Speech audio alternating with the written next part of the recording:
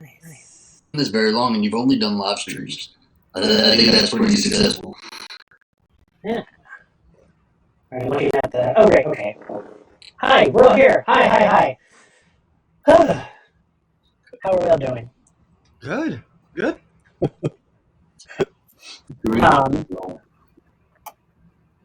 Let's see.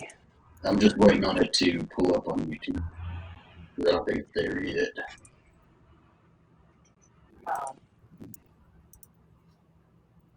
All right, I think it's there now. Yeah. Hold on. But not on the app, it's on so you have to go on the internet for some reason. Gonna do a thing. Yeah.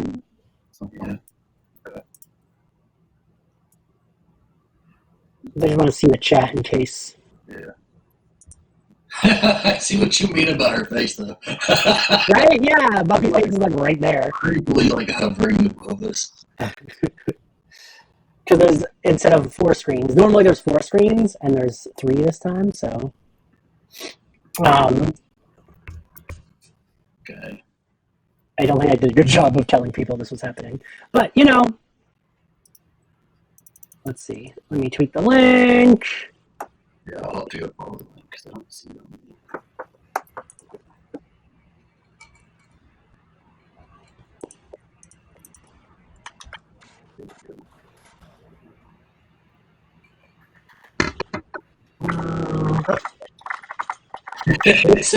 It's a weird background, Lord. It's not a frozen lady.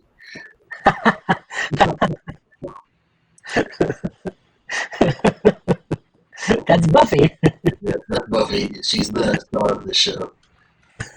Heard of her. Mm. Zach made a really funny, silly meme of Mormons going door to door, but put my face over one of them and the action figure of Buffy's face over the other, as if it was me. I love that.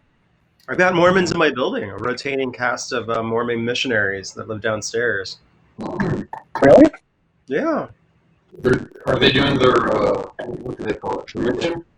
Yeah. Yeah, mission.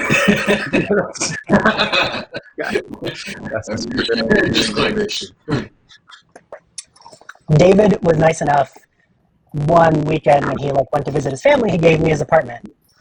And I'm like, I didn't see any Mormons.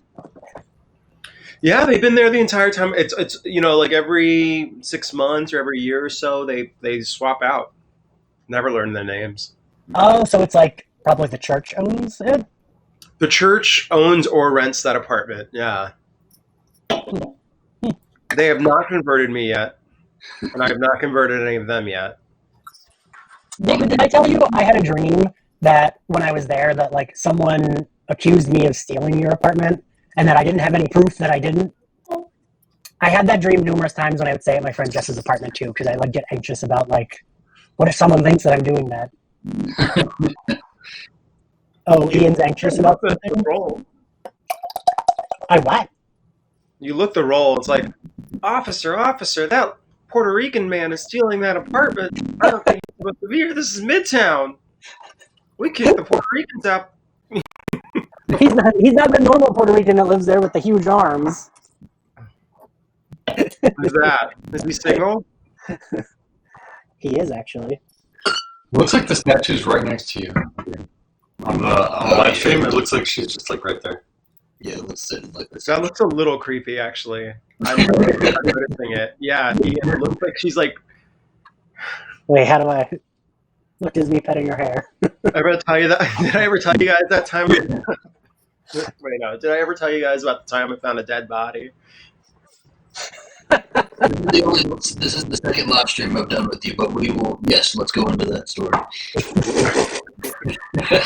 I would love. Do you know the reference? I know what you're quoting. It's okay. No, I don't. It's my friend Tammy Brown, right? Ian's friend Tammy Brown. You may know her from the backseat of Ian's car at one time. What season was she on? Was she on season 1 or 2 of Drag Race? She was on 1, right? I know it was watching in 3, and I know her from All Stars. We haven't seen very many seasons. I feel like We used to watch them religiously. I feel like I saw All Stars 2, and then Oh, we're everybody talking about else doesn't really live up to the people on there. Is that the season Trixie won, or did she win? No, that was Alaska. Okay. Yeah. But we were talking about Big Brother for a second. They're just going right over our heads. We look like the idiots in here. So there's like a drag race Big Brother. Season. Logical evolution. Just drag queens in a house, just living there. Bunch of cameras. God, I feel like they would kill each other. They would kill each other for the one soft light camera. Oh, that was all vodka on top. Ugh. Is that one of your dogs, or is that one of your stomachs? If it gets annoying, we'll put her out of the room. Yeah, she's sleeping on her feet. She snores. Oh, what a little angel. She's a hefty girl. David, they have a. She's a no, she's not. She's just a regular bulldog, right? Yeah, she's an English bulldog. Is she Like a big farting age yet? What was that? Is she like at the farting age, like where they just fart? Yeah, she farts all the time. We have a newer Frenchie, and he farts all the time too. Yeah. We had a They farting just- fest today. They'll just fart at each other and look back at each other like they don't know it. Yeah, my pug is a bit surprised by his farts. My best friend brought his dog over to stay with Ian's family for a weekend once. This was 2.5 years ago, coming on 3 years ago. God. And Ian's parents still talk about the dog. My parents like a squishy-faced dog, and this dog was like so well behaved. So like, my dad's a hard sell. Me and my mom are pretty easy selling dogs, but my dad's like a pretty hard sell. But my dad was like a dog that's well behaved. He listens. Great, I love him. Hi, are people here? Let me look. We got 17. Okay, great. Oh, hi, Colton. Oh, yes, this is my girlfriend, Buffy. Or wait, no, this is my girlfriend. Yeah, that's throwing me off too. It's like, no, that's not a mirror. I barely know, like, as a kid, I could barely tell my left from my right. Now I'm like, so, yeah, how are, oh. She's making her way. Ignore her. I don't want to see your butt. Que preciosa. She's so cute.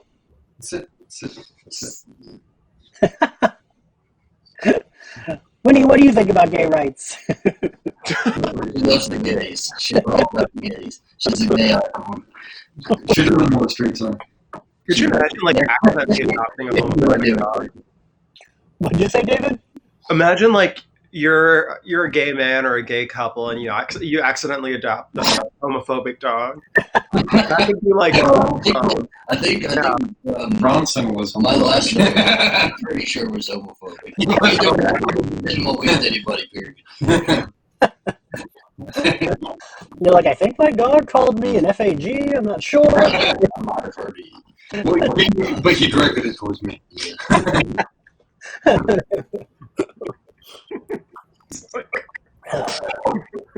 faggot, would you say? Woof.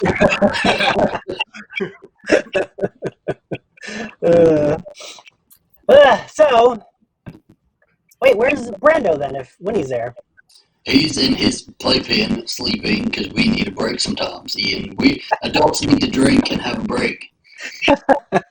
Is it not what people do with their own kids? What's everyone drinking? I saw a White Claw.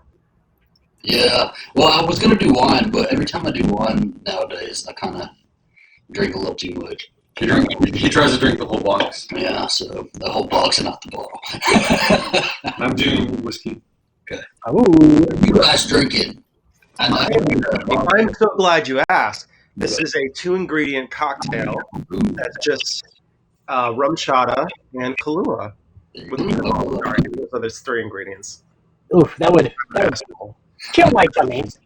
It's all sugar. I love it. I'm drinking the same bottle of Svedka I've been drinking every time we do a live stream. Drinking from the bottle. It's your live stream stuff, guys. That's your And then I made iced tea, and I brought the whole pitcher with me, so I didn't run out. Vodka and beach water. Yeah. It's very murky iced tea. No, it's the reflection, David. Yeah, see, that's the screen. Yeah. Do you drink before all your podcasts, or do you do them sober? No. No? I feel you would have to. Oh, next time you have that, I never even thought of that, Ian. Next time you have me on, I'm going to be blasted. Now we say something, huh? So, in person and on Twitter, David never shuts the fuck up. But when he does the podcast, he's like very quiet and demure, and I just you like would to never know. speak. Mm. Especially women. I don't want to speak over a woman. Yeah. Except maybe a creepy one on your feed. Before I came on for the first time, I remember looking up podcast etiquette just so that I knew what to do, and it just said let people speak. Right. The entire time. It's funny. I feel like I've brought that into regular conversation. Like I'll notice someone who talks too much or someone who butts in too much. Yeah. Even at work or with friends talking. I'll be like, oh, there's the person I wouldn't want on my podcast because they butt in and don't let anyone finish a sentence. And even we did a happy hour Zoom last Friday. My friend Rob, who is a sweetheart, I kept being like, Rob, stop talking so much. Let everyone else talk. Because I think of everything as a podcast now.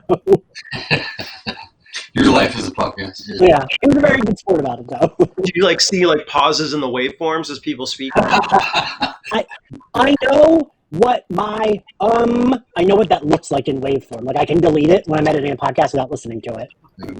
There you go.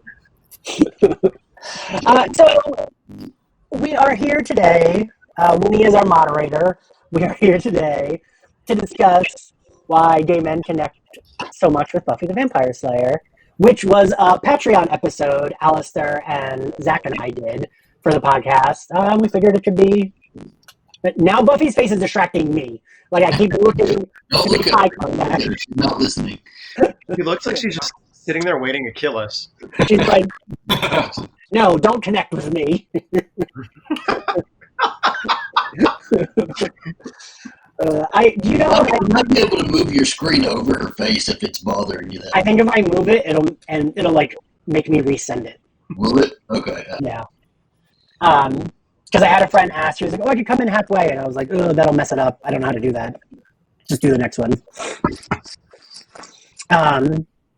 Yeah. So I figure we could talk about, why the show before, because Jana Spencer, when we had her on the podcast, said she felt the show was could have a queer reading even before there was queer characters on it, and I agree with that. I think it is the same reason a lot of queer people can connect with the X-Men, or any superhero really, but right, particularly the X-Men. And I think Buffy, and I think you said this before, David, too. Buffy's very close to being a TV show of the X-Men because it's chosen family, secret identities, and David, I know you've talked about it before, so. Oh, is this you handing the floor over to me? Oh, okay. Yeah, that's true of any. When you're gay, you're growing up. I'm sure that when I started watching Buffy, I knew that I was hiding something, even if I didn't know. Put a word. I couldn't put a term on it. The kids at school definitely already started, identifying it long before I did. But Buffy couldn't tell her mom about it. And then when she finally did, her mom asks, have you ever tried not being a slut? Her mom said that too, except, it was probably have you tried not being a little mariconcito? God. She didn't call me that. She didn't call me that. My brothers probably did. But yeah, that's pretty obvious. Kicking ass, and she's a woman, and I don't know, gays like women who kick ass. I don't know the science behind that. It's most of us do. Right. I just don't know the science. Maybe it's because we're picked on for our femininity, and then here's this woman, femininity. kicking guys' asses. Yeah. I don't know. I don't know. I'm not- That sort of feminine power, like, feel like that empowerment, but like you said, like I don't know the science behind that. It's just, and especially, I don't know. I don't want to speak for everybody, but like for me, especially if she's like well dressed like Buffy and like has her hairstyle or her cuts are on her face or something. So it just makes it that much better. I know that the Charlie's Angels movie that just came out. It was supposed to be like really big, and they were supposed to have these female ass kickers and stuff like that. But they were missing something from the ones that we all like, with Lucy Liu and Cameron Diaz, and it's that style that it's not real, but it's females kicking ass. They look great doing it, and I feel like that's what Buffy had, and maybe that's kind of like the hook. Well, it's also an empowerment because when you see females be powerful, like I feel like females for a long time have been the underdog, have been the other, where like it's been more male energy taking over, especially the industry. And as gay men, especially growing up, you don't see, or at least before, we don't see a lot of other gay men represented, in entertainment, and we want to identify for something. And I think a lot of times it's like the strong female characters that we kind of latch onto. Yeah. Yeah, I think I said this in our Patreon when we did it, but God, now I already forget. It's a quote from the show Looking that Jonathan Groff says, I think, or maybe the other guy says it, like, why do you always play as the women video game characters? And it's because women are othered. David, did you watch the show? I can't remember. No, I didn't. But this is just ringing true with my personal experience. Yeah, the reason gay men, if they liked genre or if they liked video games, they would play as the women, or more identify with the women characters because the women were often othered. Even if it wasn't on purpose, they would still get othered in the video game or othered in the show, and there still would usually only be one, right? Like Street Fighter for the longest time just had Chun-Li, and they always played as her. Well, it was only for a year or two. Cammy came out in the Super Street Fighter. Wasn't she in 3? No, 3 didn't come out for what felt like an eternity at the time. And I played Street Fighter when it was Street Fighter 1, David. Did you? They had it at Disney World in an arcade. That was how I first found out about it. So do y'all think that it's because that we find that that relation because the women are othered? Because when I was younger, I don't remember having that internal struggle of being othered. I was a pretty young when Buffy came out, and so I don't know. I don't remember making any sort of connection like that. Yeah, she's a girl and she's not traditionally supposed to be in this role or anything like that. So do you think it's the othered, or do you think it could be? I don't think any of us intentionally thought that. I think that was underlying probably why. But I don't think I thought of it that way either. I think it was if you asked, baby gay 10-year-old me, I would have said the girl's cool. That's why I like her. Yeah. I didn't have had the grasp of why I always wanted to play as a girl in the video games, or why I would be annoyed if you couldn't. So I feel even in David, even in the X-Men video games, aside from the arcade game, lots of times you couldn't even play as the women, right? In the Sega Genesis game, you pretty much could not. They only came in to help, right? Right. But I remember in the Game Gear game you could, and I liked playing as Storm and Rogue because they could fly, and that helped clear a lot of stages. Because I remember that Genesis game being super cool, but being really mad that it was you could only play as the boys. Yeah. And then the second one came out, and you could play as Psylocke.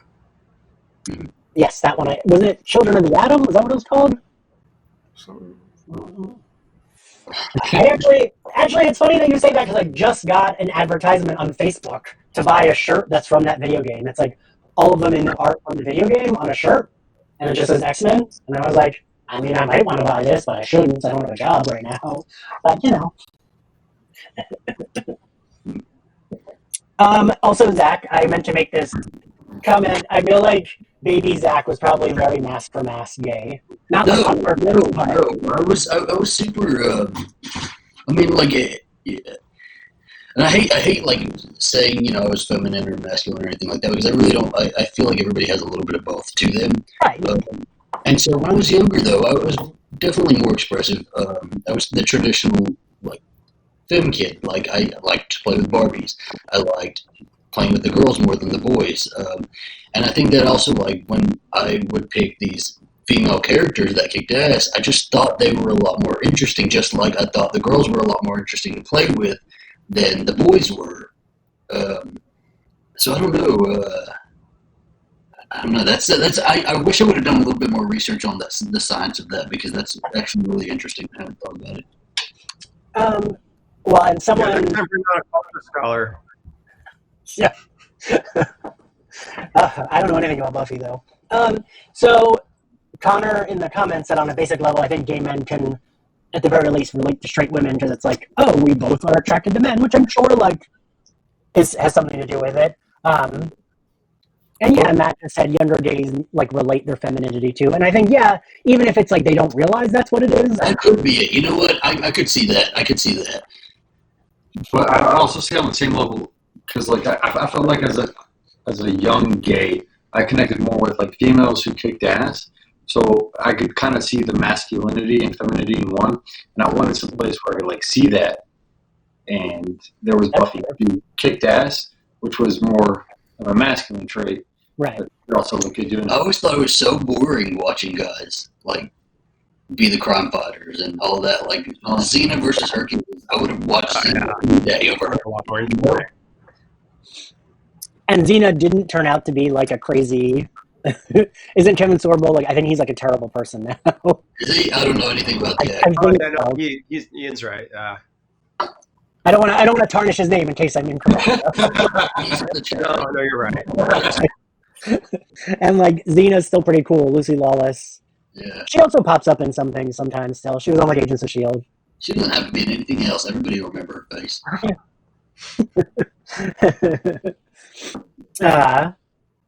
Yeah, and it's funny because my mom always says the reason she liked Buffy is because she felt Buffy was the first time like a woman really kicked ass, even though that's like clearly not the case. Like, there was Ripley and there was Wonder Woman, but my mom always says she thinks Buffy was the first one that like she really liked because it was like Buffy could kick ass but also look really good.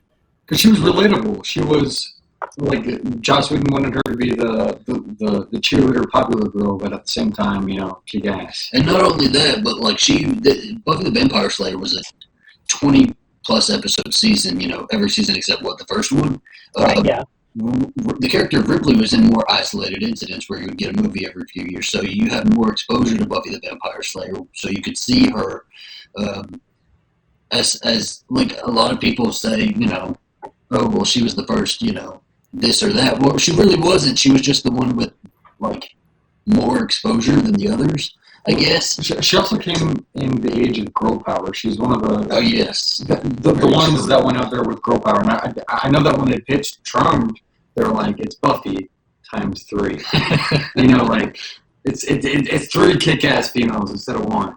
And I liked Trump too. So I think it kind of it reached a market I don't think that they had expected it to reach, and then it kind of took over.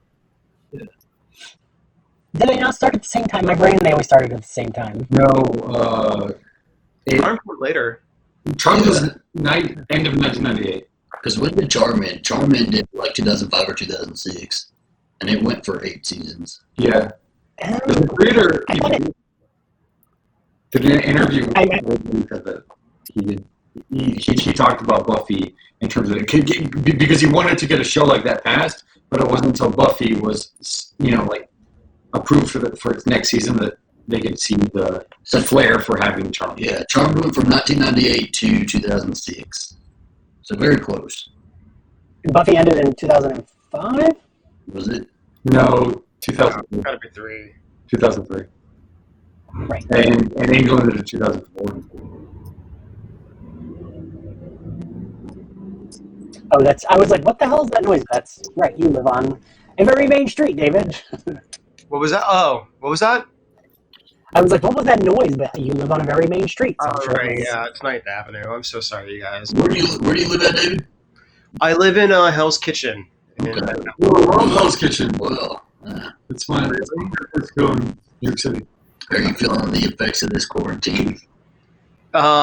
It's kind of like a ghost town out there right now. That's crazy. Until you get to Central Park. Central Park's like very full of people. Like nobody's paying attention there. It's funny because Hell's Kitchen is such a gay district now, and Yeah, it definitely is. it didn't used to be, but even still now, like in entertainment, it's not a gay district. I'm like, where are the gay people? And I'm watching. Right. I think like Daredevil and other shows still like to show it as this like dangerous Irish American mobster ruled neighborhood. Yeah. And there's still the legacy of that in like gangsters whose kids went legit but are still like they still own all the businesses around here. So that's still going on. Like it's not organized crime, it's just like inherited money. But yeah, it is definitely the neighborhood. The bar, like a lot of bars around here are gay. I mean, I wish Jessica Jones had run into like a gay brunch every once in a while. Right. Yeah, I think my parents used to live in New York, and then every time David mentions that he was in Hell's Kitchen, my mom's always like, "That's so dangerous." I'm like, "Mom, you lived in New York in the '70s. It's very gay now." Super gay. So Connor also said, I think also femininity is less threatening than masculinity when you're a young gay. Yeah, I'd agree with that too. Well, I think masculinity is a lot more rigid when you're younger. Well, it's femininity is too. Yeah. Actually, to think about it, but I think that's true, though, right? It's like less threatening because it's like a little bit more comforting, Yeah. I guess. And also, we were less likely to be made fun of by like girls in our grade as opposed to little boys in our grade. Right. Did you all ever see that? Like, I'm sure you've seen it, David. That meme on Twitter where it was like the scene from Endgame of like Peter Parker, like laying down and all the ladies coming forward, and it was like my gay ass as a kid, and like ladies would make fun of me, and the girl would come to defend me. Yeah. I remember a specific incident where I would hang out with girls, and then they'd be like, "You can't do this. It's gonna be girls and stuff." And then I started hanging out with guys, and they were like less like that, like less rigid about like what you did, what we did, and we'd go do stuff or eat. I remember I tried to get all my guy friends into Buffy, and they just all fell asleep. They were disappointed. But then the girls would all have like sleepovers and all this other stuff, and I was like, "No, I can't do that, so I'm not going to be sleeping." That's really cute. Yeah, I feel like we're off topic, too. But to get back on topic, I remember when I was a kid, I used to watch Buffy religiously with my sister, and it wasn't until I had, accepted the fact that I was gay, that I saw the scene in Becoming, where Buffy came out to her mother, and I was like, "Oh my gosh, she is coming out. This is clearly a parallel to like coming out as gay." But I remember like actually having that realization. And X-Men 2 took it. Yeah, X-Men 2 did that, yeah. Yeah. But They stole that like whole scene almost verbatim, except they replaced Slayer with Mutant. But X-Men definitely did it on purpose, right? I don't know that. Oh yeah. Do you think Buffy like They did it on purpose? I think Yeah. Buffy did it on purpose. Yeah. Everything, but yeah, Buffy did it on purpose, and I don't think it like was specifically like, "Oh, this is for gay men," but I think it was for anybody who maybe didn't go along with the societal norm. That's fair. I can remember I remember like hiding the things I liked. But what's funny is, like, being a fucking nerd that I am, I can remember even like hiding the nerd stuff because I didn't want people to know, one, that I was a big gay, and two, that I was a huge nerd. And like I think that's why like now as an adult I'm like, here are my toys. Look at my nerdy posters. Like, look at my Spider-Man shirt. Like, as a kid, I would have never worn a Spider-Man shirt because that was, like, nerdy. Really? Oh no, I was totally. I mean, I didn't have friends, so I had nothing to lose. But I was very outwardly a nerd. Oh, David. Baby David. Yeah, I, like, didn't want to even... Like, I remember I had an X-Men shirt that I loved that I kept in, like, a little cabinet I had over here and never wore it, but, like, it was my treasured possession, but I just didn't want to wear it because I was afraid I'd get made fun of.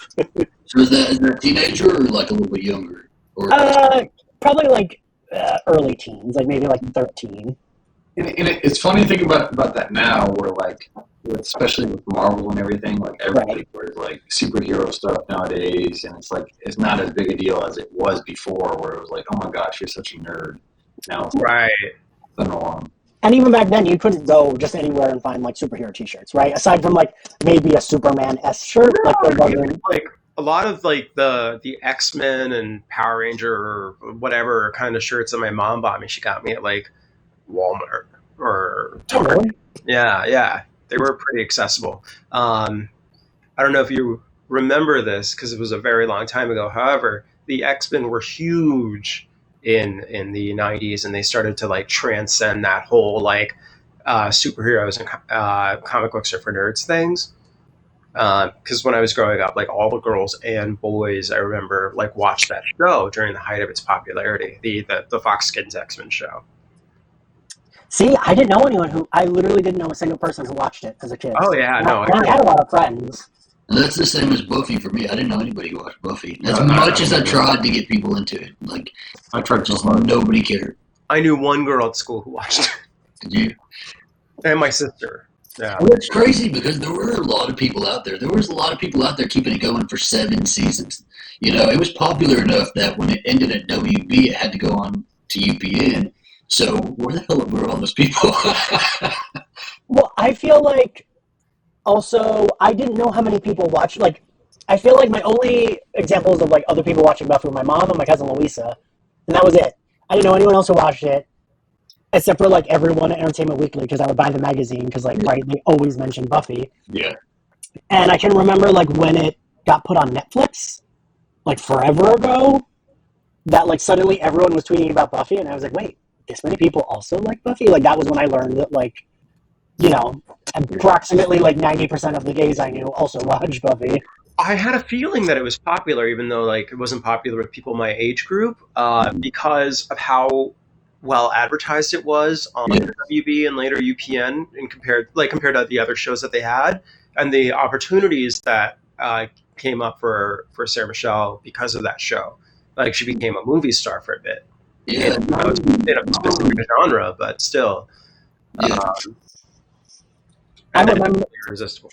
I remember Entertainment Weekly doing like I think it was like because The Grudge was like a bajillion dollar, whatever, like it was like a crazy money making movie, and I remember them writing like she's going to be the highest paid like leading woman in horror like moving forward, and then like Taco Bell had like a campaign like with a contest where you could like win the opportunity to get staked on the show, and Buffy was on the Got Milk campaign. Right, so she I remember that. There's a lot of comic books, so I had the impression that it was pretty popular, even though I knew like 2 people that watched it. Yeah, and you think about all the products they made too. Like, how many damn toys are there of Buffy, Ian? There's a lot. I remember like going to like Suncoast or what was that one bookstore at the top? I don't even remember. Borders? Or like Barnes and Noble. It was Borders be dollars. Books a million. rows and rows of just Buffy toys. Hastings had a lot So too. there was a market for it. It's just, you know, maybe they were just older, I guess. I don't know.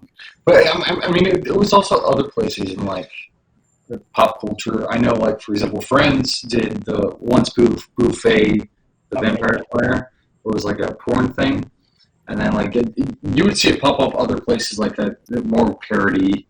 Yeah. For Buffy. And I'd be like, oh my gosh.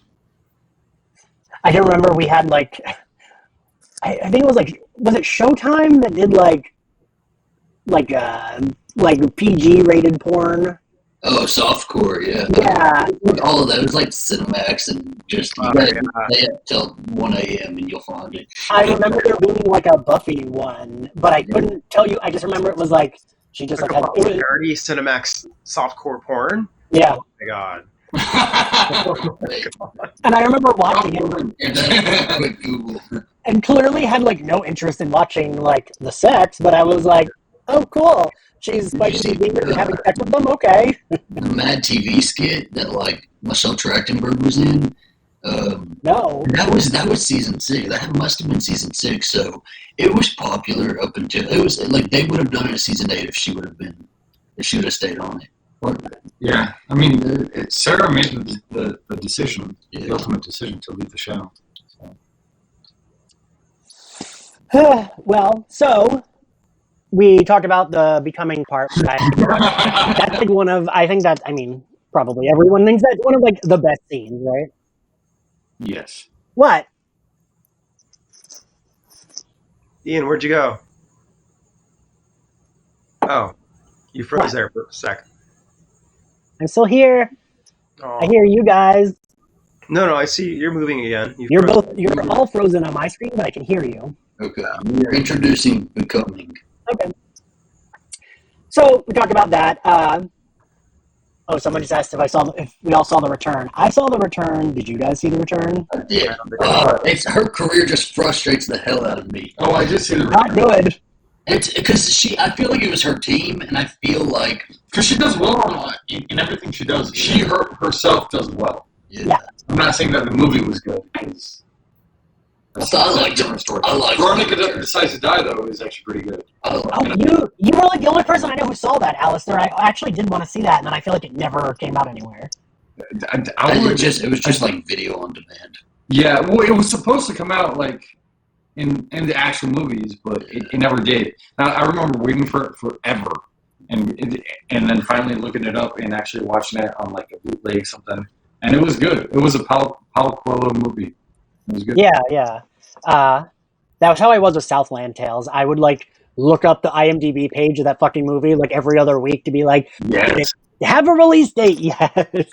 And for some reason, I was like as obsessed with her pop song as I was with like. No. That was the era I breathed. No. Southland Tales. She was the porn star. Oh yeah. The era. No. Era. I still haven't. David, you haven't seen Southland Tales? No. I know all about it, and I really want to see it, but not that good of a movie, but I would say great. She is fucking fantastic in it. yeah. And it's one of those movies that they very clearly like edited it like 500 times because there are famous people that like Janine Garofalo and Justin Timberlake play like army partners, and Janine Garofalo has no lines, and Justin Timberlake has one scene where he lip syncs a killer song.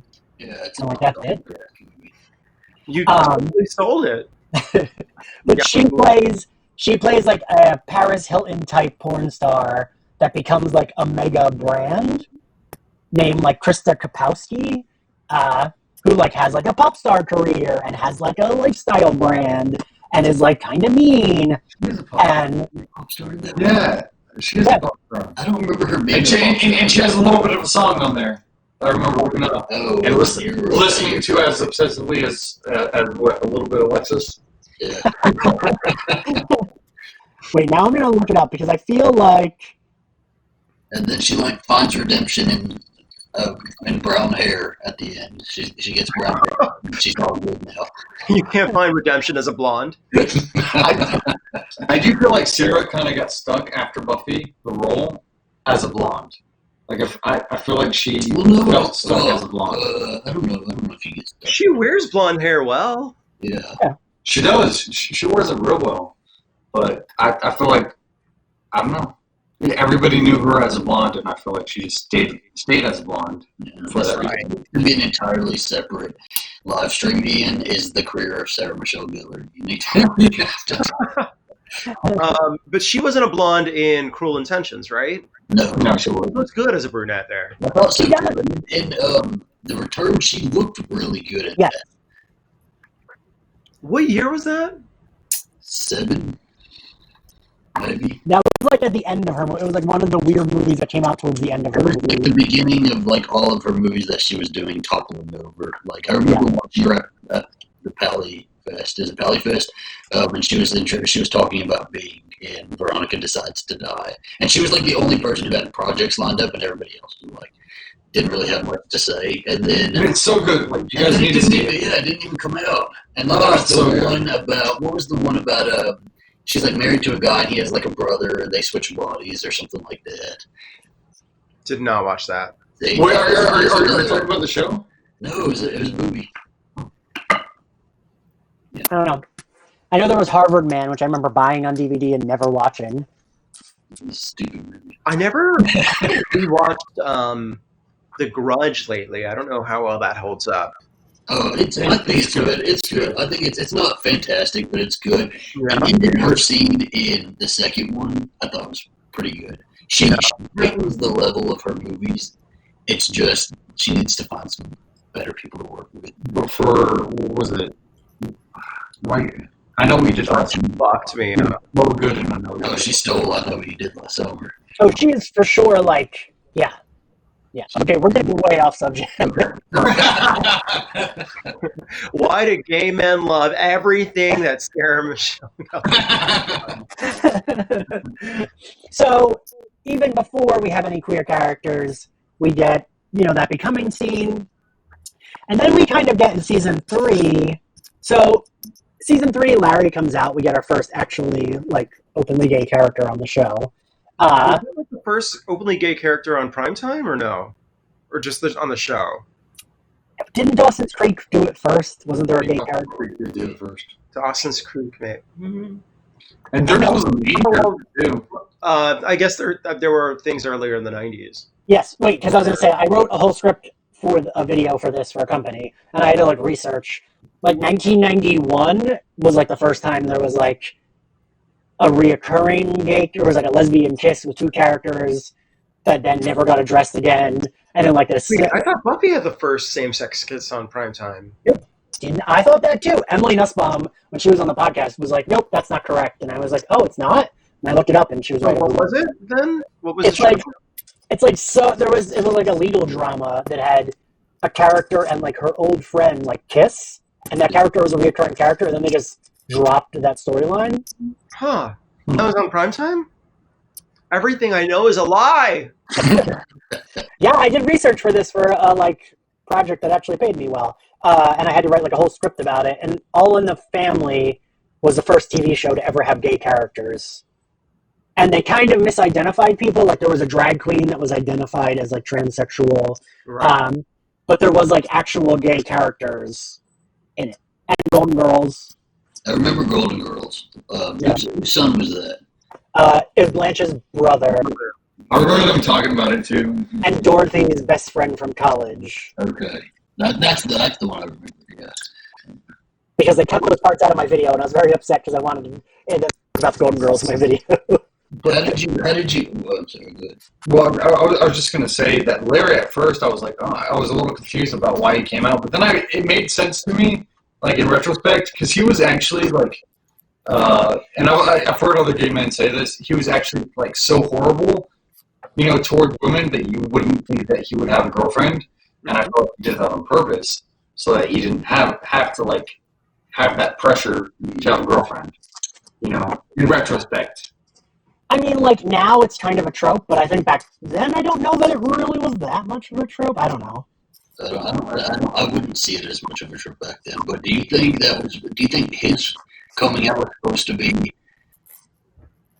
for the character, or was it supposed to be a comedic moment?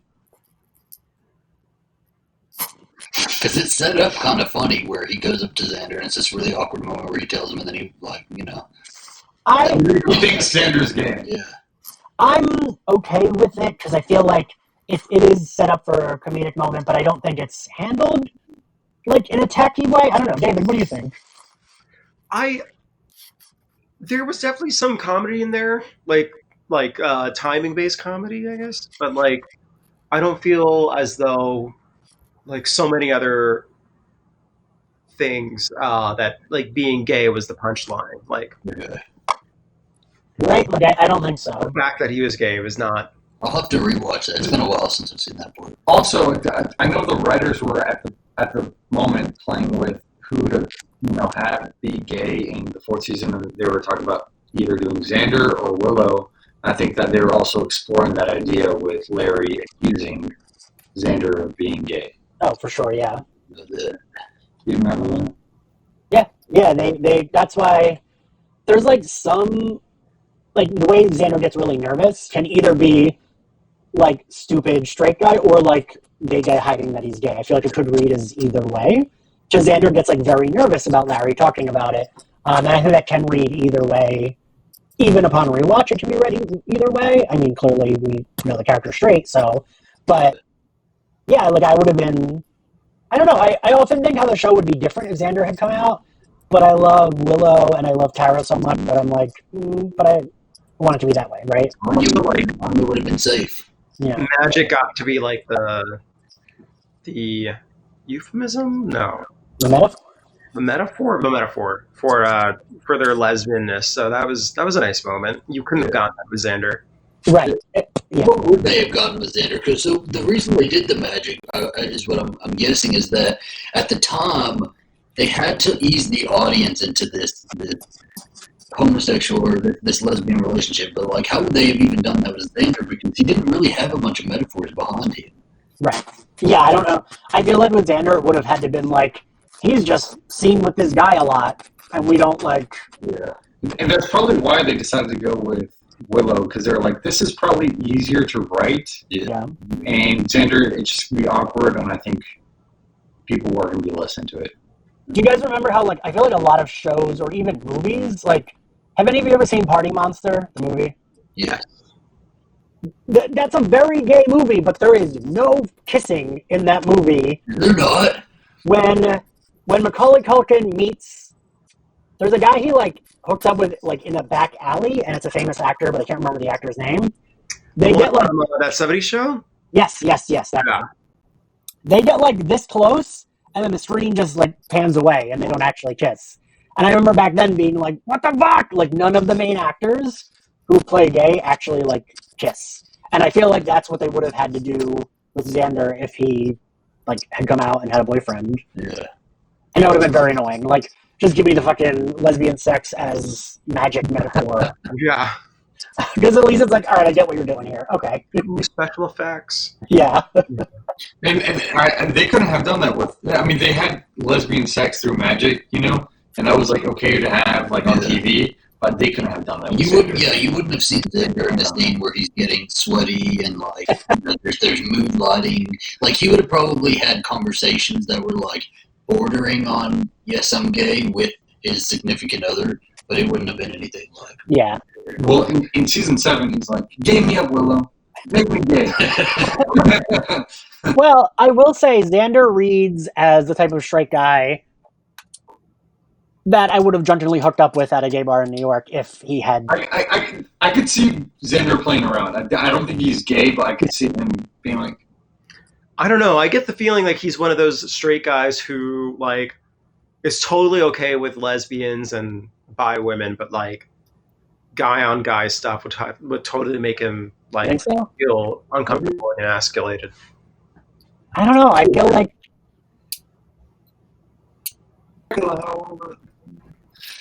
Well, connection. They kind of did. I feel like Xander's the type of guy who would have totally, like, brought in the bathroom at Stonewall and been like, all right, let's do this. Yeah. But he probably... He would have advertised it. Yeah, he would have talked to Willow about it. He would have never acknowledged you again, though. No. And so maybe that's how he... Even better. No. Any, not even just you, any guy. He would not acknowledge them again. I feel like he's a dick. Xander's a dick. Yeah. Well, there's also very few moments where, I mean, Nicholas Brendan, he's good as Xander, but there's very few moments in the whole Buffy timeline where I'm like, you know what, he's actually kind of cute. I think early season Xander is cute. Season 2 Xander, when she's like dancing with him sexy, you know, with Angel, I thought he looked pretty cute then, and I thought he looked pretty cute when he was digging the what was it, the digging for the archaeological thing before he got syphilis. What a sentence, but yes, I know what you mean. I think seasons 3 through 5 Xander actually was kind of hot. Yeah. He could get it. It was like a mystical syphilis, right? Yeah. Yeah. I mean, it's curable either way, right? Alan, that's David. David is his name. Oh. Alan said that you were the most psych pro of the group, David. Is that a good thing? Like you're like good at like psychoanalyzing and stuff. Oh. I took a class. But so then in season 4, we get the metaphors and blah, blah, and I wanted to talk about the coming out scene because I know some people feel about it. Like when we recorded the episode, my co-host at the time didn't really love the scene. I love that scene. What did you boys think, Zachary? Which one are we talking about? It's one where Alistair? Allison tacitly, not Allison, Willow tacitly comes out to Buffy. She's like, "This is why Tara is important to me." And Buffy keeps on going, "Well, that's great, Will.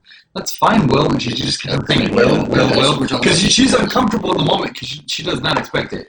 I mean, she doesn't react badly, but you can tell she's uncomfortable because this is not something she expected. Yeah. From the person who's supposed to be the closest to her. Well, I thought that was pretty realistic. I don't have a lot to say about that. I thought it was good. I thought it was good because that's when I've come out to people, there is that awkwardness, and some people just don't know what to say, and they'd rather everybody just acknowledge it and move on. Okay. I think that goes into the whole plot of the season 4, where they all kind of distance themselves from each other, doing their own thing. Where Buffy's more focused on slaying / really Riley, slaying Riley. And Willow is really learning how to become a super powerful Wicked Witch. At the same time, kind of, with getting down with Tara. And then Buffy realizes that she doesn't know her best friend as well as she thought she did. And it's this whole very uncomfortable moment. Now, I think it was perfect. I think it was very, very genuine. David? I think it was a well done scene. I think it captures the realities of coming out, where you can have like a friend who you tell this to, who still loves you and doesn't think lower or less of you, but at the same time doesn't know how to deal with it because it's not something that she's had the exposure to. Yeah. For me, that's exactly how I read it. Like I like it because that reads as real. She's not. But she's uncomfortable not because she's like, ew, gay. She's uncomfortable just because she's like, oh, I didn't expect this. I don't know how to respond because, like you said, it's not something she's dealt with before or anything that she expected. And for me, it's nice to see our hero be a little vulnerable with that, but still not be problematic. Which I don't think she's being mean about it. I think she's just caught off guard, right? And I kind of like that. Which I'm saying, Will tone it down a little bit, but then she also makes it awkward by keeping doing that again and again. And I think Sarah's face, cool, Will, she does a really good job of her expressions, and she'll sit down and she sits down and she's like, no, of course I'm not weird, and she just keeps going. And for me, that my heart. And it's also nice is us being little gay boys watching this, being oh look, our hero is we get to see her be okay with a friend coming out. Yeah. And also it's not the main focus, right? It's a smaller scene in an episode about the people Willow loves. So I don't know, I like that. So then we get, more of Willow and Tara's relationship developing. By season 5, we're definitely done with the metaphor-y part of their relationship. It's more yes, they're dating. This is defined. Together. I know we get the scene. Isn't it in Buffy vs. Dracula? Doesn't Xander say, Tara's your girlfriend? Or is that in the finale of 4? I forget.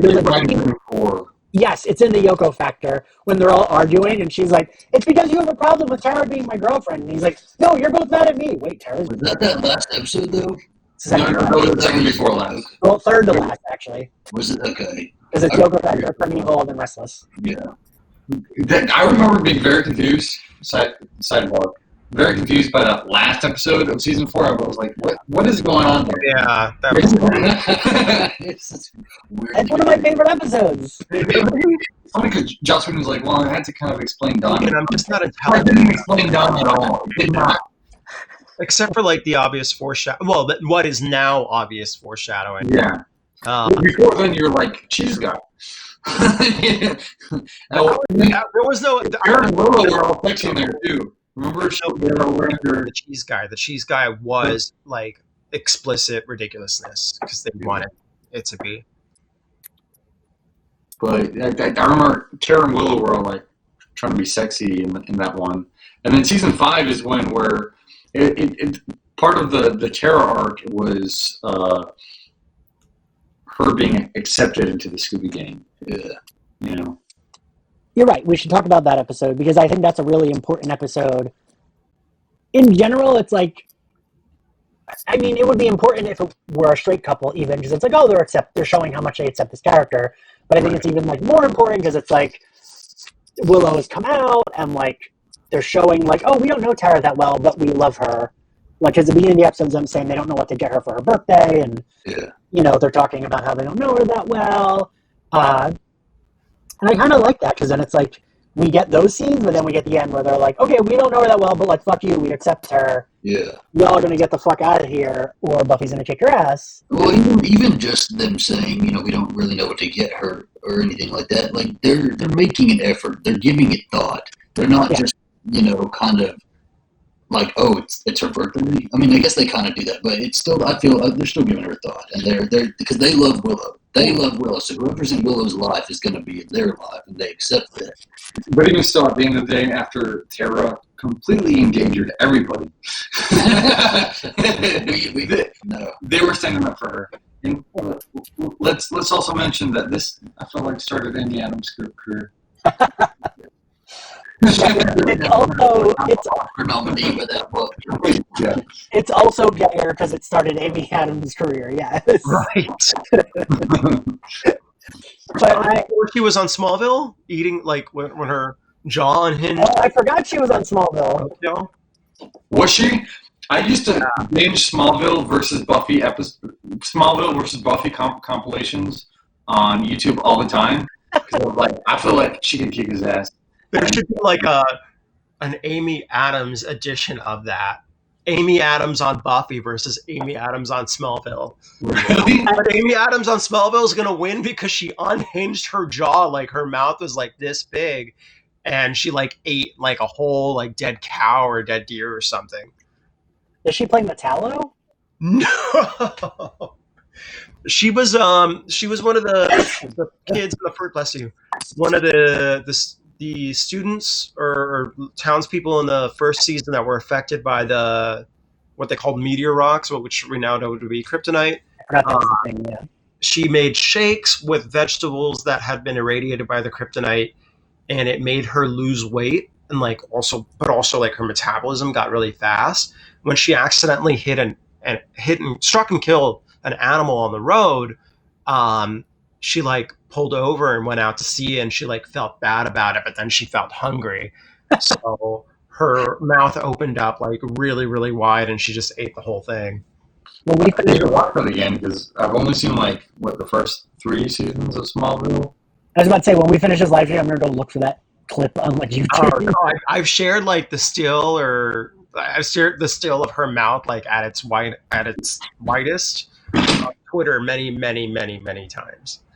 So what is weird, and I'm just thinking about this now, is did they ever solve the Tara is a part demon kind of? In that episode, yeah. Yeah, she's just not. She's not. Not? So Yeah, the way they that made it up. I thought we were going to come back and be like, yeah, she's not a part demon. So, because everybody's like part demon at some point, except for Xander. David?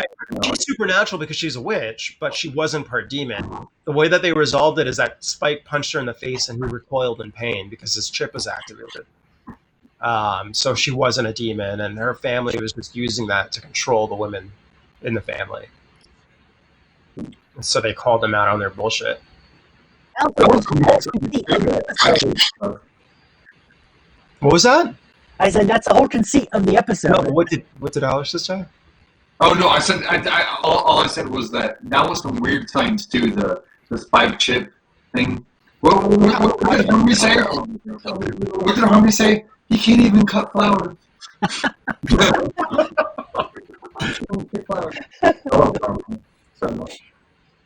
She now that I've had charisma on the podcast, I feel like Mercedes McNabb is like the next person that I like. Have you ever tried to reach out to her? Because I feel like I have. her. Have you really? I'm excited for that podcast. I am ridiculously excited for that. Yes, we still have to talk about that. Oh yeah, I got to tell you, I talked about. Yes. I mentioned Zach to Charisma Carpenter. I saw that tweet where she said, You "Yeah, mentioned me to Charisma I was, oh my goodness." Okay. Wait, no, I did not mention you to Charisma Carpenter, David. What was that? Wow. But if I would have known you were going to mention me to Charisma Carpenter, I'd have wrote something out for you to read to her. Been a little more prepared. I had like so many people were like, when they saw the recording, were like, "Can you tell her this?" I've never had that happen, like ever. But like with her on, I had so many gays message me like, "Can you tell her I said this?" And I'm like, Yeah. I can't. But I tried down a couple times things that I wanted you to ask her. And I was like, I don't want to stress him out. And I feel like he just needs to do the podcast with her, do it how he wants to do it, and not go into like a Q&A with Charisma Carpenter. she, I feel like I'm going to do a Patreon episode about talking about how wonderful she was because she was so freaking great. But so, also, right? Wait. So we should talk about. Let's talk about Cordelia because I love talking about Cordelia. She's a gay icon. Right? I told her that when I recorded that with her. I was like, we didn't have a lot of gay icons, especially back then that were actually gay. I was like, and Cordelia really, like, I feel like a lot of gay men. So the thing is, I will tell you about Charisma that made me love her more. She's definitely the straight woman you want to get drunk with at a gay bar who won't be like, haha, gays, but like you will have a lot of fucking fun with her, so you want to bring her. Because she definitely never at any point would be like, oh, I know, gays love me. Even though she could have been, and I would have been like, yes, you're right, they do.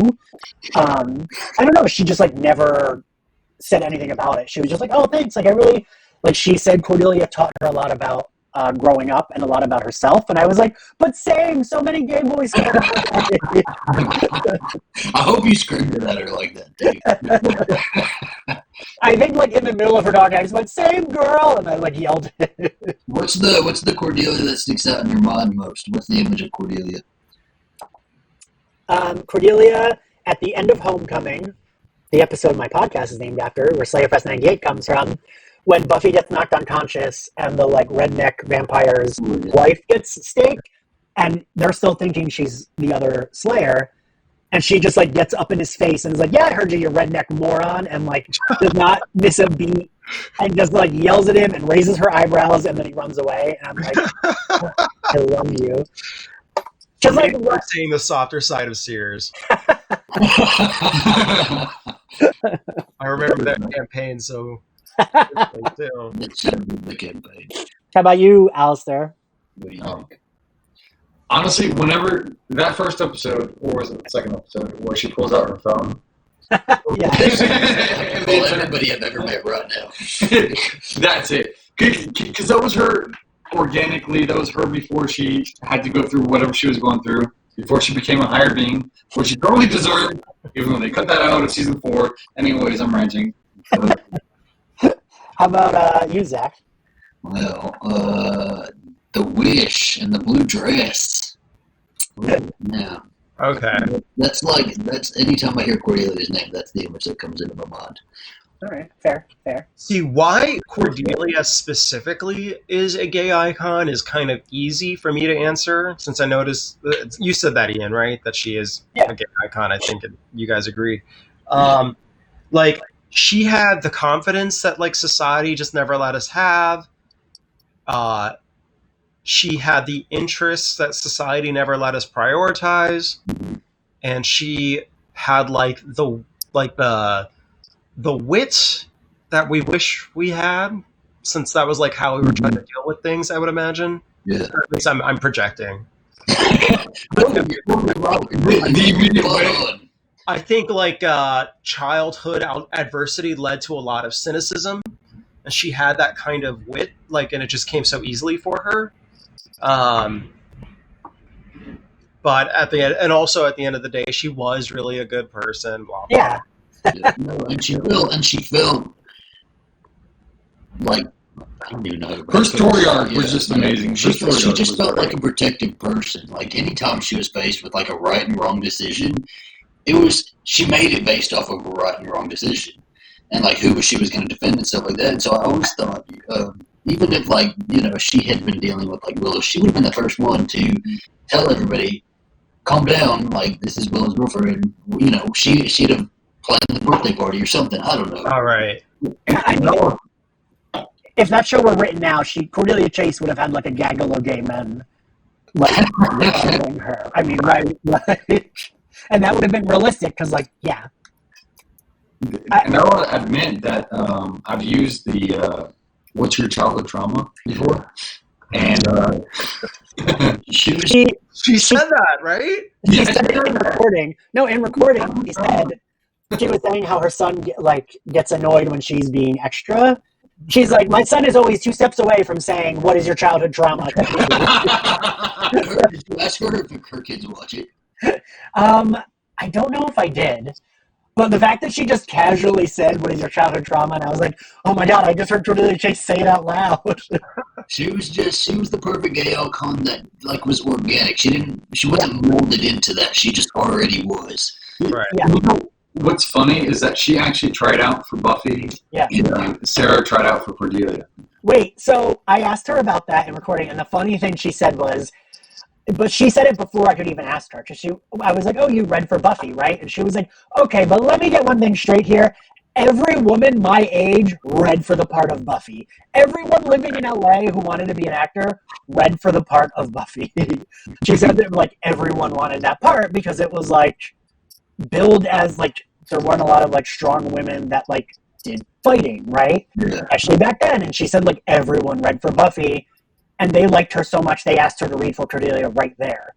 And she was like, when you're younger, you don't care. And I was just like, okay, sure. She was like, now as an adult, I've been like, I have to read for a completely different part. Like, holy shit. But because she was so much younger, she was just like, okay. And she read for Cordelia, and she got the part like right then. Yeah. Why do we have Angel as a spinoff? It should have been Cordy. I know. Her business. WB's Cordelia. I always think one of the really good moments with Cordelia is in season 3 in Helpless, when like she comes in and she's like, Giles and Buffy are fighting, and she's right being Cordelia and being like, "Oh, do you forget who you are? If the world's ending, I'm not doing my paper."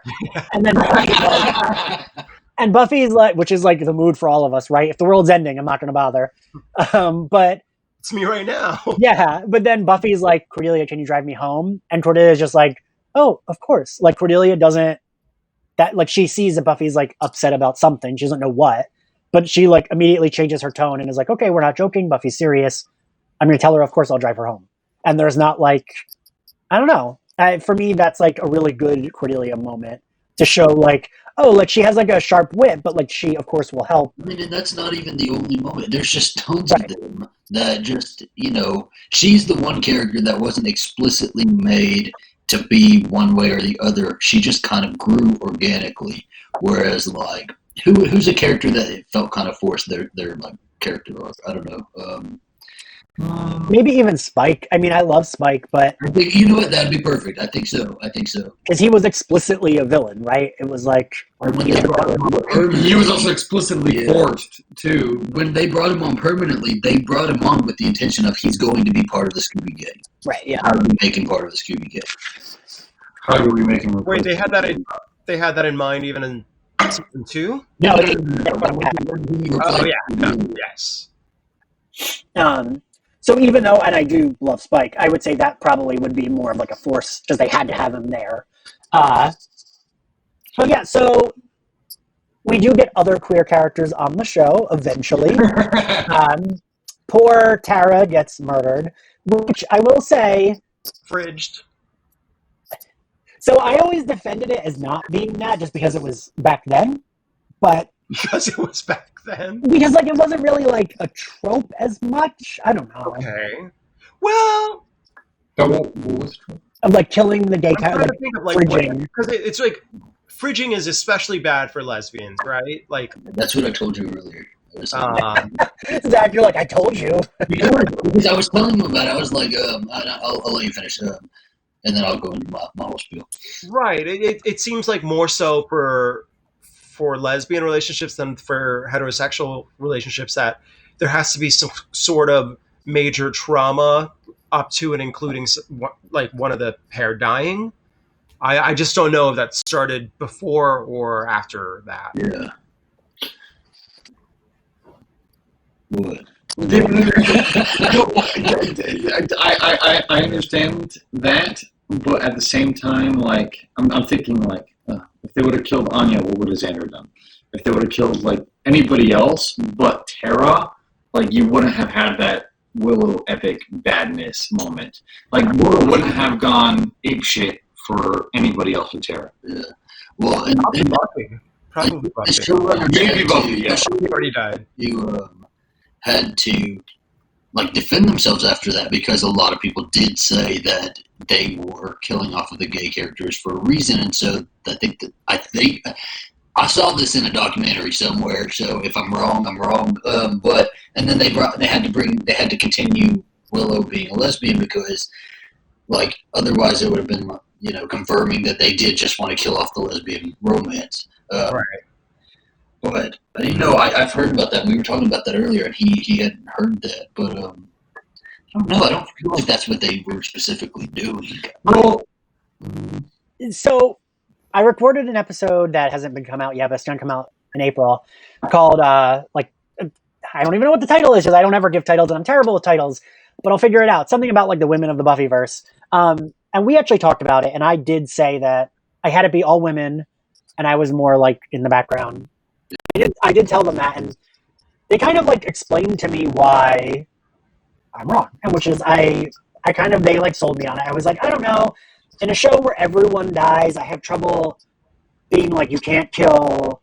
If Tara was the only gay character, then I would be like, yes, you can. But because there were other gay characters is like my defense, but she's only killed to progress Tara or to progress Willow and Xander's story, right? Because Willow goes evil and goes all powerful, and Xander saves her in the end.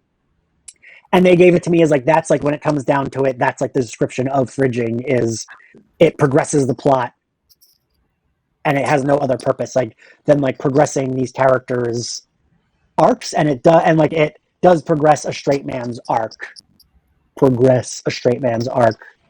In the show, so I don't know.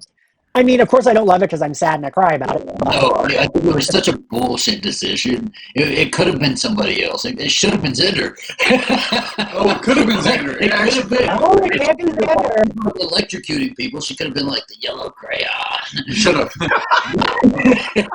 You know what? So Tara should have lived. It felt like Kennedy was shoehorned in because they wanted her to have another lesbian romance. However, I don't feel like the showrunner, in summary, were trying to just end the homosexual relationship in there.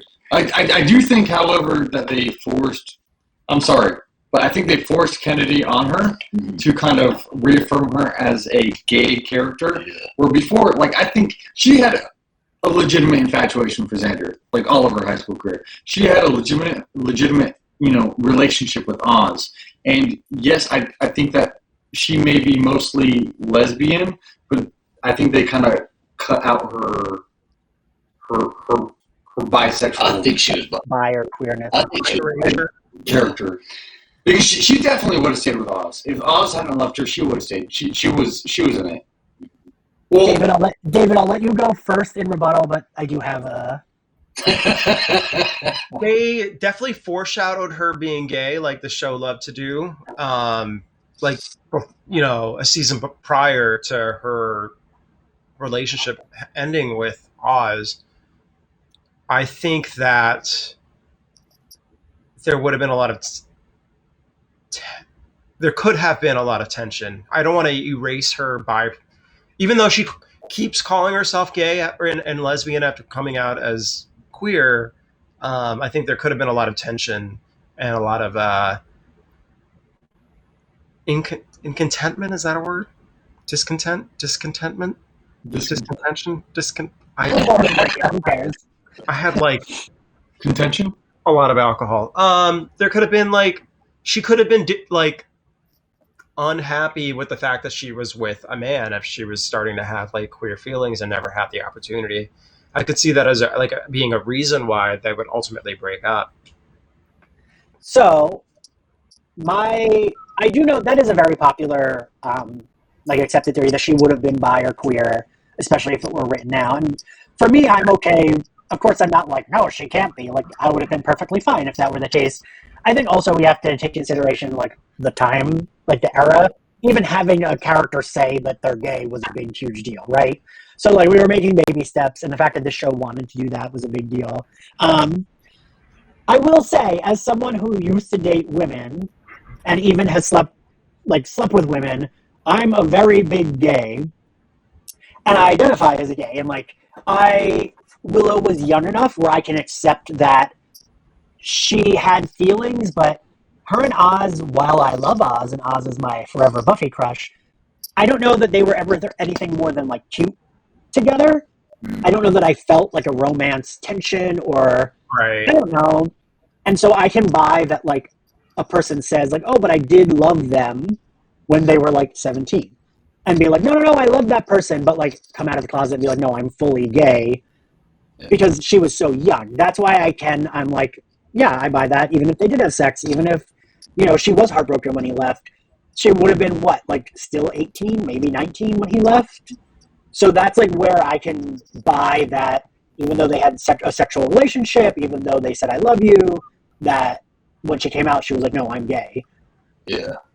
And I agree with that. I can see that. Like, with youth, you're not exactly like, she didn't have the confidence yet to just be sure. But I do feel like in the comics, are we counting the comics as canon right now? Because we should. So she's with that, snake goddess thing? Who's not even yeah. So I don't feel like she was really like, sexuality is a spectrum, right?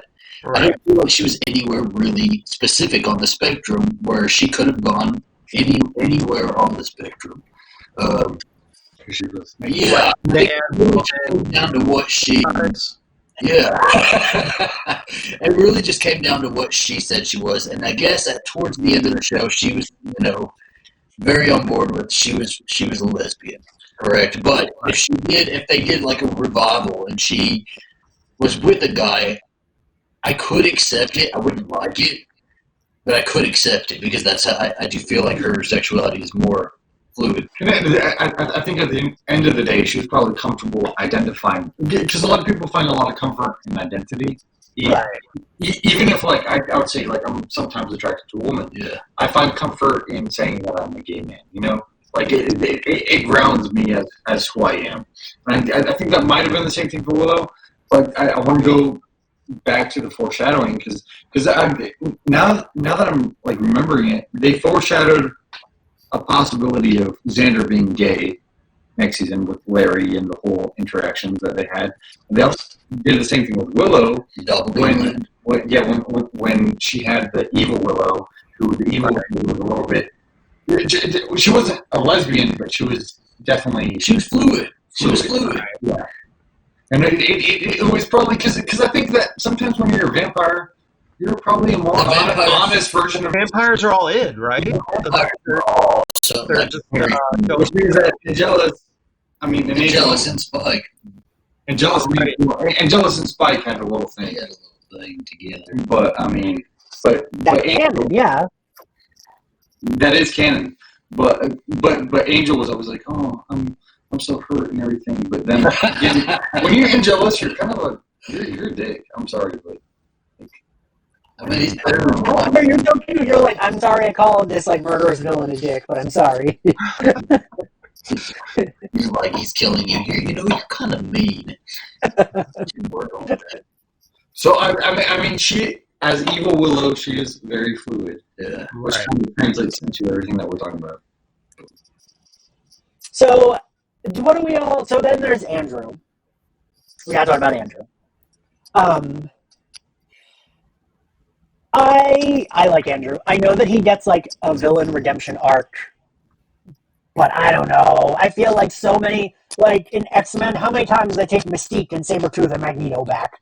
Yeah. I just like have to buy that like a villain can get a redemption arc, and he was never like totally a villain. He was more like he just followed whatever Warren did. Right. No, I would say he was a villain. He was a Yeah, villain. if you're part of it, if you agree to He was an what you're accomplice. doing, yes. He was a villain, but I feel like they had a lot bigger shit going on in season 7 that they had to kind of like put that aside. You know? They didn't have time to kind of flesh that out, but at the same time, like him and Warren and Jonathan literally try to get girls to have sex with them against their will. Well, Like, No. I'm sorry, but that's great. Like They did. Like, but it was just Warren. Like, they Warren, yeah. comic books. I'm sorry, was that outside? gay? Because he wasn't Yeah, gay comic- before that, and then But I mean, he was They gay, didn't but say he it. wasn't explicitly gay before that. I mean, him and Lauren from Angel actually both are characters that weren't like didn't come out, but I felt like read as queer, and in a show and in a universe where like characters did come out, I was okay with some characters not having to come out and just be Right. like, yes, they are. Because if it is your only character, then I get mad if they don't come out. But if it's we have other characters that are, then I'm okay if like some characters don't explicitly say it and we're just like, yes, they are. Well, I feel like Play along and like show attraction to a girl. It was obviously Right. it was like supposed to be performative. yeah. The audience was supposed to recognize it as being performative. Lauren's a funny situation because like he would compliment both guys and girls. Like he complimented Angel all the time for being a hunk. And the same thing with Cordy. Yeah, but The point is he gay or is he just a demon who maybe is not attracted to humans? You know, it's complicated because like what is his sexuality? His heart is literally in his ass. So it's like, Right. Well, for him, I don't think it was like sexuality. It was like queer behavior. Like he Yeah. was coded as a queer man, even though he wasn't a gay man in the Right. show. and right, like for me, that's okay if it's a universe where there are other like it doesn't bother me as much because we had Willow, we had Tara, we had so like if him and Andrew were the only characters that ever were like coded that way, I would have been mad that they didn't explicitly come out. But I don't know. What do you guys feel about that? Well, no, so I notice a lot with TV, and not even just TV, it could be movies too, but a lot with entertainment that if a character is not being, like, if they weren't planning to give Andrew, so Andrew we're using as the example, if they weren't planning to give Andrew this relationship or this, character arc with a relationship included, they weren't going to say his sexuality. And I feel like that's the case with a lot of entertainment, especially TV, is like they can give you the mannerisms, they can give you the stereotypes, but they're not going to say anything unless you have an arc that that's it's necessary to include. I think it would have been great to have him Yeah. say things in his dialogue that were very like pointed and not sort of ambiguous, but they would never have done that because they weren't going to give him that much of a character, and for Lauren, I think that his was a storyline that was it was weird because I think they try to use him as a plot device, to move the storyline forward, and then he like suddenly became a main character, especially after Pylea, where it was easy. I think it was easier for especially the Angel show to show queerness through a demon, something that's other than human, than an actual like human character that they already have on the show. But on a show that has both like human characters and demon characters, in terms of like representation, you would want like representation in demons and human characters. You would want the queer demon, as well as like queer humans, because you don't like if all the demons are like for the most part they all presented as like different human archetypes, and if they were all straight, then that's a whole chunk of the show's potential representation that we're not getting access to. Yeah. I mean, and you're right, and I think that if Willow had turned gay, I mean, Willow had turned Xander gay in season 7. We would have seen a lot more gay Demon. No, but I think I just feel like it always felt to me, and I always thought this, that when the writers were writing these story arcs, that they were picking and choosing their battles, and that they were very like, they had in mind the audience, and that, you know, even with Willow and Tara, they didn't just explicitly give them, like, send them out on a date. They had to ease the audience into it in a way that wasn't going to put them off immediately. So I don't know. It would have been nice to see more of the demons have more, you know, range, and not everybody just be a little bit fluid and mostly or heterosexual. But Right. it's just what they did, and I think that is the time period. Whereas now we're seeing a lot more characters put out there, and like say 10 years from now, it's gonna. I see it being much more normalized, and like there's gonna be a good 50-50. I bet 10 years from now, 50. You're more optimistic than I am, but I do think it will be. I totally do. I totally not anything from Disney, but everything else. Yes. David, I thought you froze, but you were just very still. Yeah. Yes. You're my queer demon, David. Oh, thank you. Yes, and Alan loves you. Yes, he does. He does. Who does what? Alan, he's in the chat. He's been saying how smart and great you are. I keep forgetting to look at the chat. Oh, because I only see top chat. Where's the verse chat? Dumb. Exactly. How do I get that to? I don't know how to get that to a. We can talk about that when we're not recording. Never mind. This is Wait, What do you mean? was that words? Is that language? Well, because Zach, If you go to the YouTube, the video, the actual link that takes you to the YouTube video where we're live at, there's a live chat, and you just there's a couple little lines, and one says live chat and one says live chat, and you'll hit live chat. Right. I think I just changed it to live chat here. So you're at first chat now, but you haven't read the language yet. We're just live. We're live chat now. oh, I can see it because Zach. Remember the last few times when I did it, it wasn't popping up in light stream, but now it is. I can see it in live stream. Yeah, now I can. Yeah. So what did we all feel about Kennedy? Because he hates her. I hate him. I feel like She should have died. I know, and I know. I do think she should have died. But no, Willow can't have two dead girlfriends. yeah, but Kennedy was a rebound.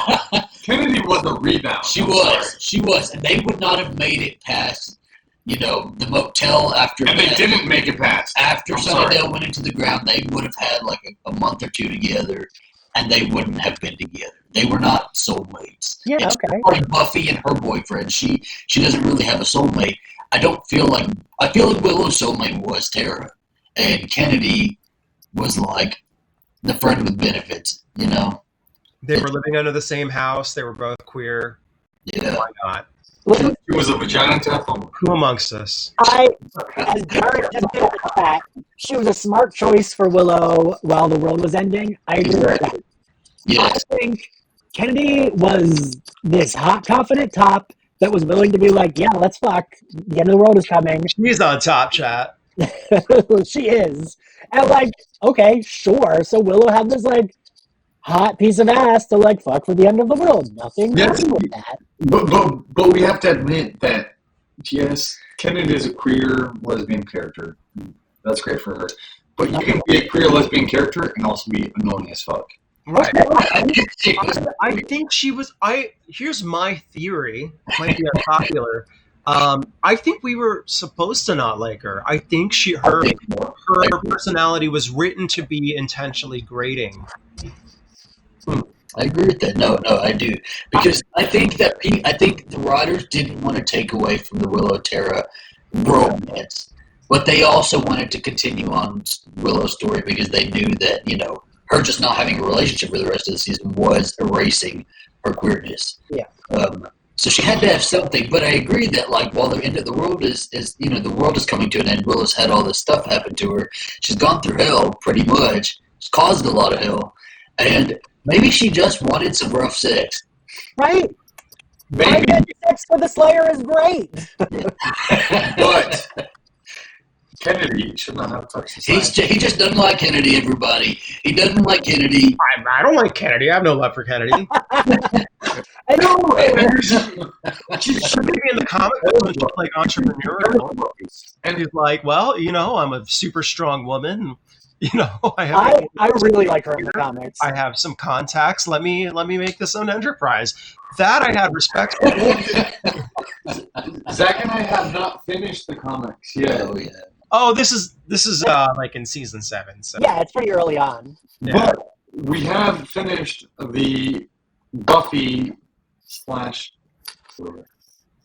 her discovery. I think we're jumping ahead there. Okay, we're still on Kennedy. Let's stay on Kennedy. She's not a good person. Character. I do think that she was made to be an annoying character. Right. 100%. Yes, I think she was written to be the polar opposite of Tara. Because I'm sorry. I'm just thinking. I know, you're getting worked up, baby boy. I'm sorry. I didn't mean to bring up a subject that made you angry. I know. Why did you do this, Ian? Why did you do this? No, but I love when Faith comes in, and doesn't she like? Oh gosh, my memory's bad right now. But doesn't she like school Kennedy? I don't remember. She schooled honor, and I like that.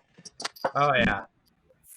Well, okay, wait. So, one of my patrons is here who we did a Patreon episode for and asked if Kennedy. Also, I messed up his name in the Patreon episode. He said he got a kick out of it, and that I slaughtered it. So I don't want to slaughter it again. Could not be me. But you asked me. I see it. Character he's ever mentioned. So I was on a panel with her last year at WhedonCon, the actress who played Kennedy. She is like a super hot mom. She's like very hip, very cool. She showed up in like a leather jacket and skinny jeans, looking great. Showed up late, loved it. She's actually, that actor is I think Mexican and Puerto Rican. She's Hispanic. Yeah, and she sat next to me, and it was funny because we talked about diversity. And she turned to me and goes, "Were there ever any Latinas on Buffy?" And I was like, "You, right?" And she was like, "Oh no, I was written as a white Jewish girl from upstate New York. I'm just white passing, so that's why I got the role. I was not written as." No, I could totally see, not the Jewish part, but I definitely always thought she was white. She was never. They never gave her. She never said a little bit of Spanglish or nothing. She was always a white character. Inca Mommy Girl. she looked Hispanic to me. Right. She did not look. I thought she looked Hispanic. Like, kind of like all of us. Like. I don't know what the character was supposed to be. But in the comics, David, don't you think they more lean into like the fact that she's like, I feel like they draw her to look more Hispanic almost. I thought it was just with them drawing the actress. That's true. I don't think they should draw. I don't know. Her ethnicity was not made more or less clear by the comics to me. For me, I felt like, oh yeah, she's. Okay, wait. I'm gonna try to say your name. Sigthur. Is that right? I'm sorry. I have like a really bad Jersey accent. That's why I sound like. Now you admit it. Listen, I can admit it when I'm slaughtering someone's name like a fool. Say orange. Fuck off. I want to hear it. Go for it. Now I don't know how I say the word. Shut up. He'll say like orange. Like that. I never thought I had an accent until I moved to New York, and everyone told me I had an accent. Oh yeah. Yeah. So I never liked Kennedy saying "Yo Faith." From that moment, I wasn't a Kennedy fan. Talking about Kennedy and her relationship with Willow, I'm thinking about like Willow. Yes, she discovered her magic in season 3. Well, end of season 2, season 3, but she didn't really tap into it until she met Tara. And I think she associates her magic. Well, she definitely associated her magic with Tara. And then at the end of season 7, she became. I mean, she doesn't associate that with Kennedy though. Kennedy doesn't get credit for it. Willow being a goddess. Are you gonna Oh, say no. No, she doesn't. But at the same time, you feel the fact that it's feminine energy, and she gets it from she gets her energy from a feminine place. Mhm. I feel like, and I think that's associated throughout. Whenever she's praying to a god, except for that one episode in season 6, it's usually a female god. Yeah. I always think of Day. Yeah, speaking of that episode, side note, did anybody else think the end of Captain Marvel was Chosen and Buffy? Wait, Zach, didn't you and I just talk about this? Did we? I don't know if we did. We may have. I just thought about it. Because, yeah, even my mom said that. And my mom never remembers, like, shit from Buffy. And my mom was like, that movie owed a lot to Buffy, right? I was like, yes, definitely. Every girl who can't stand up will stand up. I know. Oh my goodness! I was like, what is I'm not remembering the end of Captain Marvel now. All the little girls standing up. All the little It's her, standing up. yeah, it's her, like, getting up, and they show her as a little kid. He's even like Wow. Oh, yes, but it's all her. Yeah. It was the whole softball thing. I was like, what? This is clearly taken from Buffy. And that amazing speech that she did, that I tried to replicate the other day, and it didn't work. Did you see his makeup? He had to do makeup. It did not work. It did not work. Wait, what? Ian, the speech that we sent you for Bring On the Night. Wait, I didn't get the speech. It was at the end. Oh, there's a black space in between. You have to go past the black space. Oh! He did his makeup for it, too. He did makeup for it. He committed. Yes, but it wasn't very good. It was really bad. But I have David play Cordelia in those to play up the fact that David and I will get married one day, even though Cordelia and Xander did not. You know what? As long as Charisma Carpenter comes to our wedding. I bet she would. Make it happen. Make it happen. You got the connections. why not Emma Caulfield? I'm obsessed with her. Oh, she used to follow me on Twitter and unfollowed me. I don't know why, but Drama. I know. You should start like an exposed video. whenever I because, I feel like I go through my lists every few months where I'm like, I'm going to query every single agent of the Buffy people. Every time I query her people, I'm like, ooh, I wonder if she's like, absolutely not, I hate that faggot. I don't know. She doesn't seem very controversial from what she's done. Really, yeah. But she doesn't do a lot of acting anymore. So, wait, the one thing we didn't talk about, Yeah. or did we, was Buffy and Faith? We didn't know. You skipped it. Or no, we rambled. All of us rambled. And then we skipped it. I want to know, quick, Zach, what do you think? Was it a queer relationship? It was not queer. It was not queer, but I felt like Faith used flirtation as a taunting tool towards Buffy. Right. I think that they were just girlfriends. Yeah. Alistair? They shared something that other people wouldn't understand. Yeah. And Buffy was the more timid one who was more reserved, whereas Faith was willing to push that button. I think Buffy was attracted to everything Faith was doing. So Faith was pushing the bar. She was definitely stepping the line. And that was stuff Buffy wanted to do, but her watchers had always told her that was something you're not supposed to do. So I think that's what she was attracted to. She was attracted to being somebody who didn't have the constraints of being a Slayer. Yeah. All right, I will give you my Faith Buffy. For me, Faith reads as queer. She's kind of legitimately queer. She's just oh, I'm very sexually free, and she will fuck someone if she wants to fuck them. It doesn't necessarily mean she is gay or bi, but she's kind of if I want to fuck this person in front of me, I want to fuck this person in front of me. Yeah.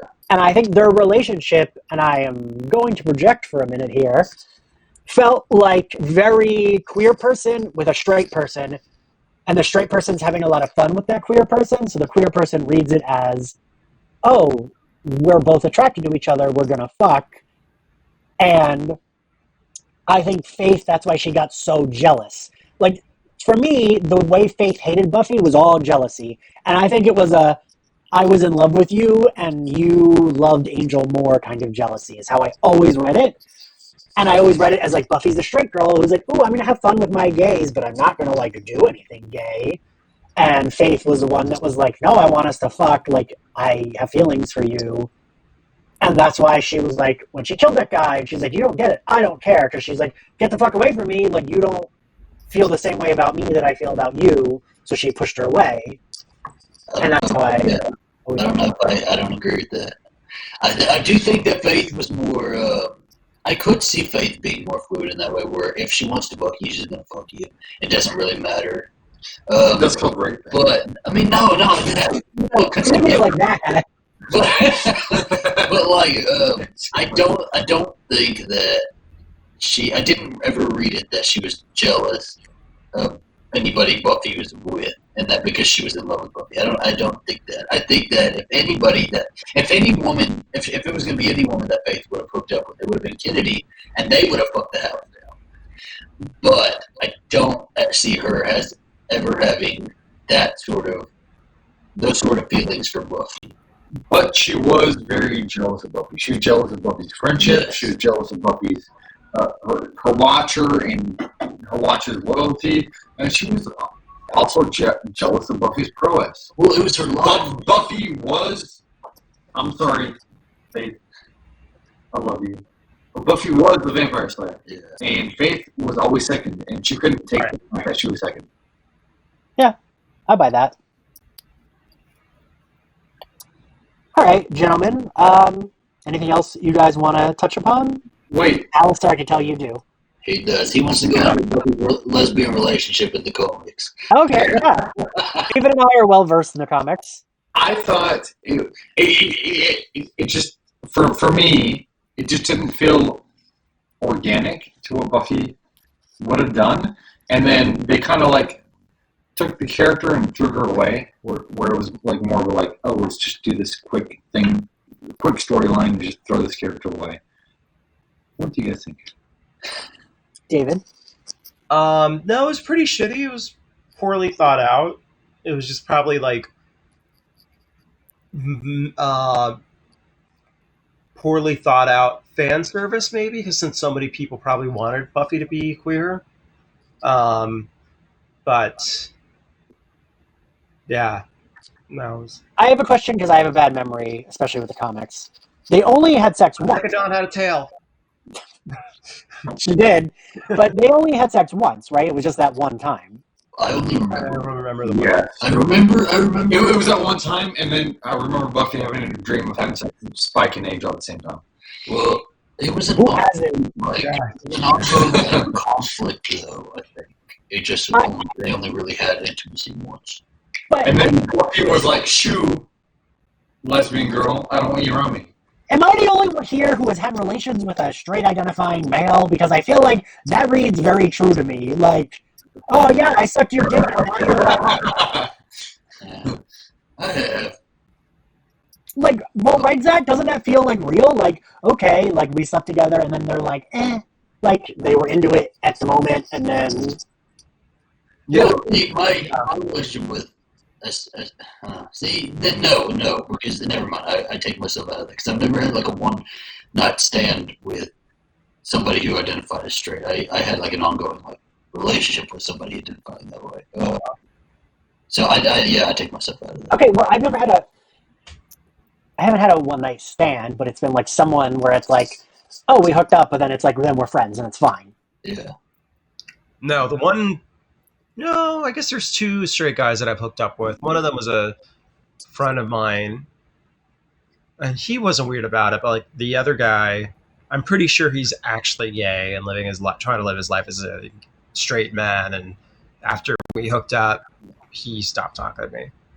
There's a straight guy. I have mentioned this on the podcast. I think I've tweeted this because it's like one of the weirder hookups I've had. Where like as we were hooking up, he stopped and looked at me and was like, he actually said, I still eat pussy. And I was like, okay.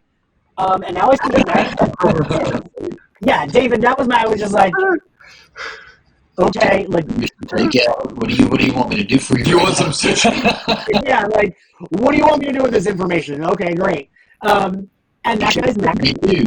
that And then guy's you came. That guy's married, and I actually do think that guy probably is straight. And like, he hooked up with, I think, me and another friend, and then like I can believe that we're the only guys he ever hooked up. Like, he doesn't identify as bi, he identifies as straight, and Yeah.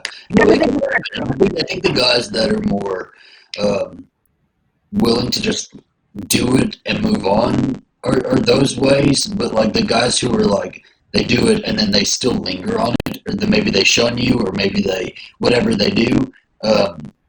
Those are the ones that are a little bit more questionable, I think. And it just seemed like an awkward speed bump in like the Buffy saga, where even after that, Willow was like, "Really, you're gonna experiment with somebody?"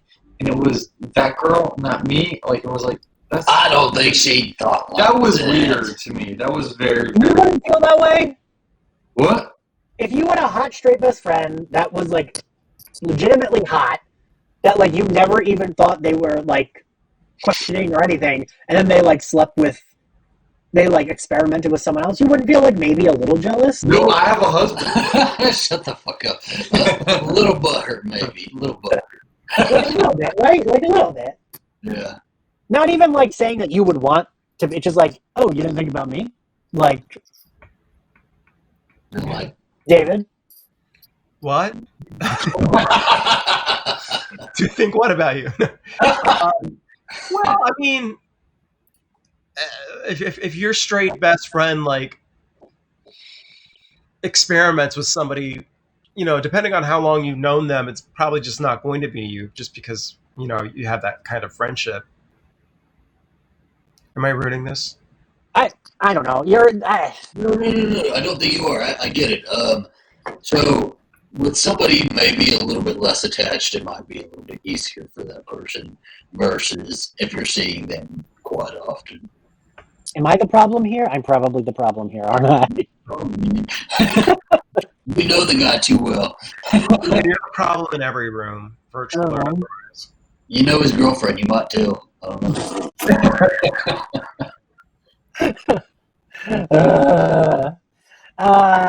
Is that it? I think that's it, right? Yeah. I think it might be. This was Put it fun. on 10. I'm hungry. Wow, we talked for almost 2 hours. All right, well, thank you all for joining us. Thank you, boys, for being so handsome and wonderful. Even me? Even you, David. Aw, You didn't even make me mad once. not even once? Wait, there's still time. All right, everyone. Bye. Bye.